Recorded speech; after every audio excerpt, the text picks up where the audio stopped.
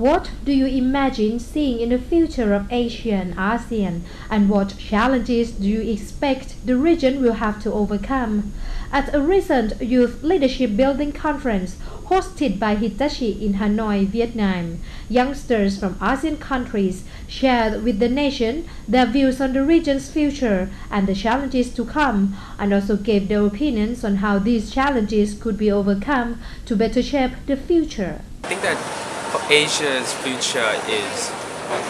emerging to be a superpower, I think, but for the future, Asia still needs to integrate to each other, needs to work to find a cooperation that really works by studying from the EU or the US, looking at what obstacles they find or what made some of their cooperation. What I think Asia should focus on is education, because integrating doesn't mean just holding hands, but it means raising the standards, bringing people up to the same page, updating our education facilities, because education is a fundamental element for a society that will enhance and support a success. In future, I would like to see that Asian countries are moving as one Asian, because nowadays we tend to the Asian community is not really that effective. So now in future, I would like to see that we really move as a whole region, because we have like an estimation of 500 million of Asian. It can be a huge market for anyone. So if we move as a Asian, so people will get attracted to us more rather than a single. Who are the leaders in the future is the youngsters now.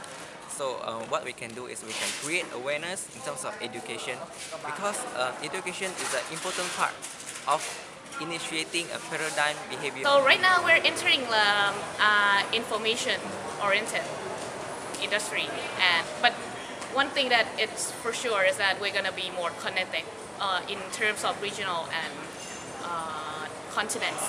So basically, like transportation and communication, logistics, these things are going to be one of the major things, because connections is the main thing that gonna link every industry and every company needs it. The challenge will be which countries can step up and take advantage of the change. Every country should be ready, like they have to first to improve their education before we board to the international relationship between countries. First thing is the good relationship between the people and the government itself. Firstly, I think the challenges for Asia would be the integration, because nowadays we still have the conflict, like whether we should have an ASEAN +3 +6 or APEC was like a challenging from the superpower from China and America. So the leader in the future should focus really on the region. Maybe we have to balance between the two powers.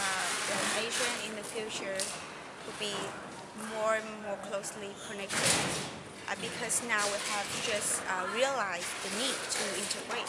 So it means like that in the nearest future we will surely to have closely connected. But still, to aim to really like achieve that, we need to overcome the challenges.